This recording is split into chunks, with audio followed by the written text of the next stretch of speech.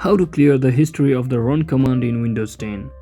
So as you know, the run command is used in Windows 10 or 11 to simply run the application as a shortcut or any files to directly open it as a shortcut. So it's a very useful tool which has been provided on Windows. As you can see, there are also history of our commands which we used previously or continuously. So to remove it, first thing what you need to do is just head over to your search bar and simply search in for registry editor and open it.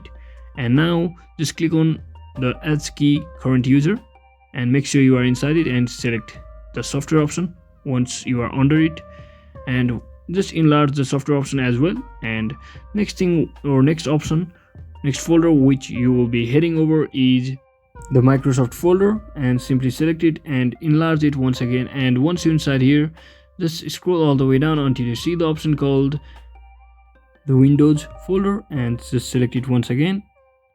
So now what you need to do is just locate the another folder inside the Windows folder, that is Explorer. So finally, once you're inside your Explorer option, you just have to locate the folder or file name runmru. So here you will be seeing all of your commands, recent commands used over here. You can simply delete them one by one except default. So don't ever delete the default option. So instead of that, other than that, you can delete all of it.